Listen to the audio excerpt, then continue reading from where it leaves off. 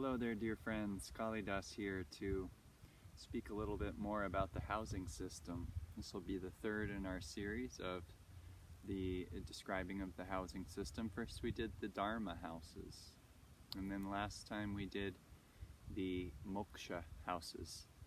And now we're going to take a look at the Artha houses. Artha is the pursuit of wealth and security, while here in a fragile, destined to be deceased someday human form. So how do we take care of ourselves while here incarnated? This is the second house, and it's what opens up in every human being as a place of deep insecurity as soon as we're severed from the earthly mother. And this is a metaphorical or symbolic separation, the child from mother. It's that the soul has become aware that it's separated from God. When the child is separated from the mother at birth, it's a realization of separation, and this is a great insecurity that every human being on this plane of existence lives with. So let's go ahead and take a look at Yogananda's second house. And I thought we could take a look at Swami Kriyananda's, because there's an interesting message. Where is the second Lord in your chart? If you know this, then you'll know where you should earn your living. How should you earn your money? What will be your relationship with money? Where is the second Lord in your chart? So where is Swamiji, Kriyananda's second Lord? Where did he believe this chase for money, this necessity to keep ourselves alive, where did he believe that this would be done? So his second Lord, his second house is Cancer, so the Lord is the moon. So for a Gemini rising like Swamiji, the moon rules the second house. And so many Geminis are very, very attached to money.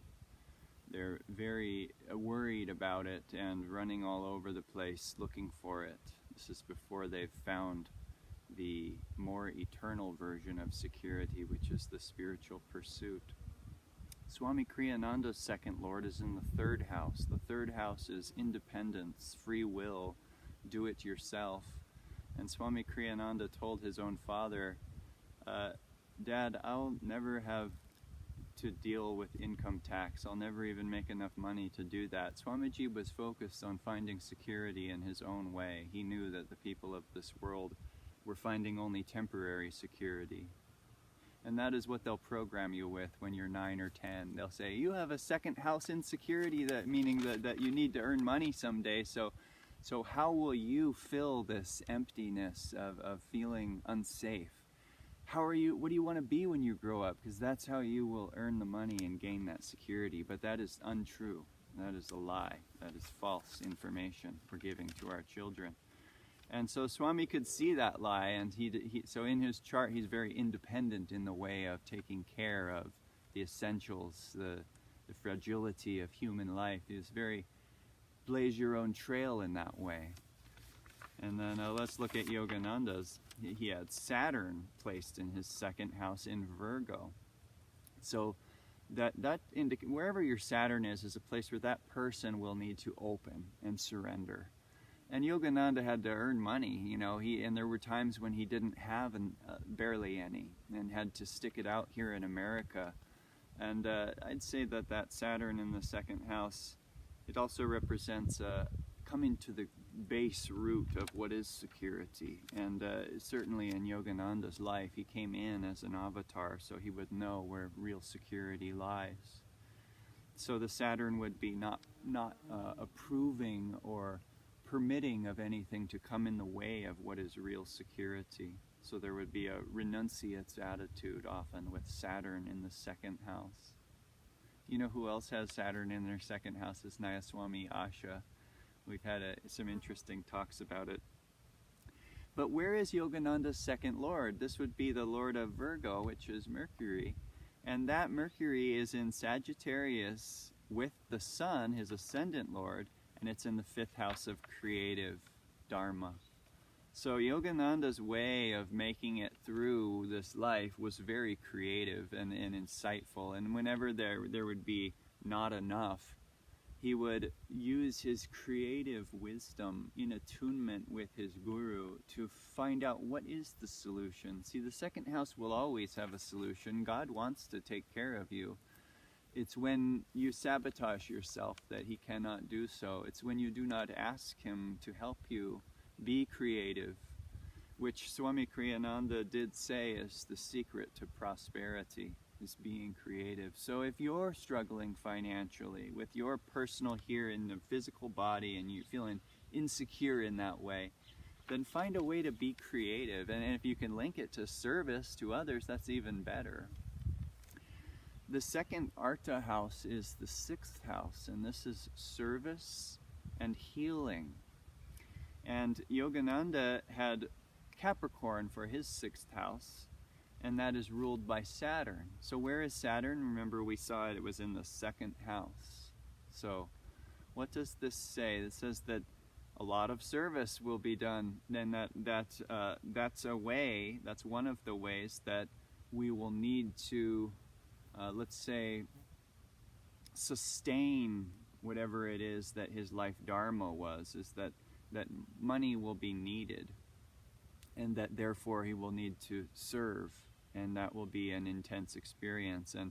And certainly there were many who fled from Yogananda because of his tireless spirit. And the sixth house is very grounded, it's very detailed, it's not an intuitive, which is more 12th house. It's a be practical in your idealism. It's a show up on time.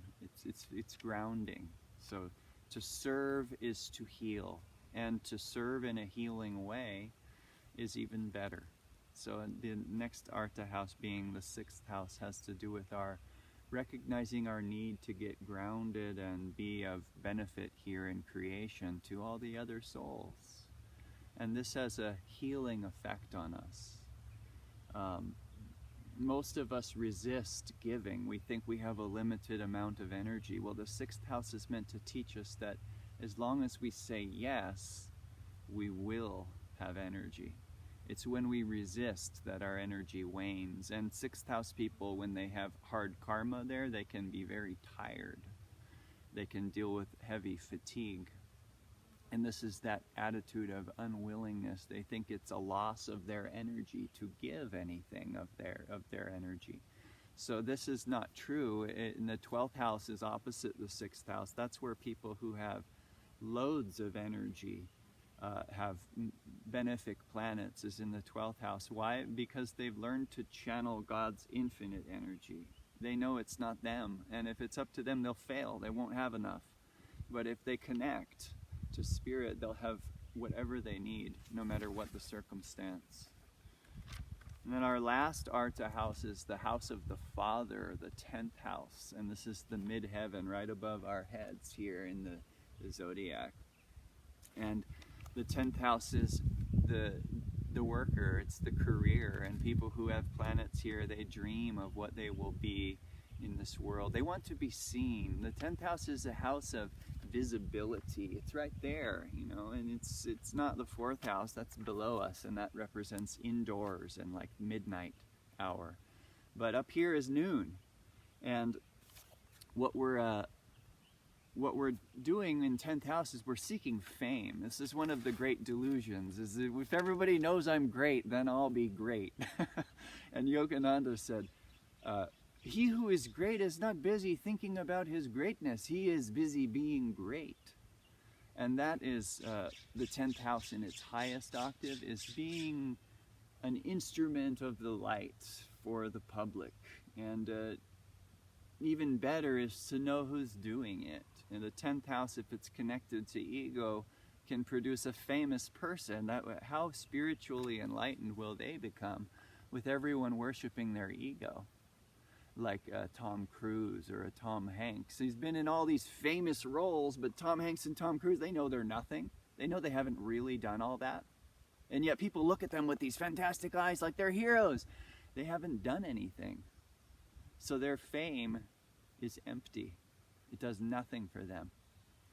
And it becomes an annoyance. Movie stars try to hide their faces from the public. They go out in disguise. Fame is not what we're seeking. It's in doing the most good we can for our world family, that 10th house is fulfilled. If people know who we are, that's a good thing, because then they can know that we can help them. I mean, if we become an instrument for the light, it's a good thing for people to know that that's what we are, so they can come and receive. But something tells me that by that point, the ego will be less important to that instrument of healing, to that channel. And so career, what is this? Yogananda spoke about how, well, just in general, the Artha house is that earning money is the greatest art of human life, secondary only to realizing God consciousness. So the art of earning money for a good cause, he added, is one of the most important things we can do here in creation. And the Artha houses are where we can get insight into our own money situation. Remember this, though, regardless of your chart, which it will help you to learn about, but regardless of what it says, it's in this reciprocity with the universe that we come to feel and know God's presence. That which we have given will never be lost to us. We will see everything that we've given comes back to us. This is reciprocity. All the love that you have given will be returned to you. As Swamiji says, if not through the channel you've given love, then through other channels. But this reciprocity, think about this, because you need to do your part in this. You need to give. Where is the area of your life you're not giving? It's probably where your Saturn is in your chart. But it could also have to do with things that you've been taught that need to be unlearned. But where is it that we need to focus on giving, and what do we need to give? Well, these are prayers that we can offer, but a universal answer is love. That if we just focus on giving love, and one of the ways this is expressed is through acceptance, a pure-hearted acceptance of wherever a person is at on their journey. You know, regardless of their past and what it is you imagine about their future. Just to be in that relationship of, I'm giving and I'm not worrying that I don't have enough. This is connected to the verse in the Bible, seek ye first the kingdom of God and his righteousness, and all things will be added unto you. We do not need to worry. And I'll tell you, most devotees of the light of truth, their second house lord is in the 9th house. A lot of people I've seen on the spiritual path, they have this position. And that would mean that their worries of separation, they've realized, are answered in God consciousness. And the 9th house is the spiritual life, God and Guru. And so when the second lord is in the 9th house, these people tend to worry less about money and tend to make their search for true security all-consuming. And these are the ones who don't worry, because they're connecting their security to an infinite source rather than a finite one. The one that this world will guide you to connect to will fail you. So there's many different positions for that second lord, which will represent your Artha karma.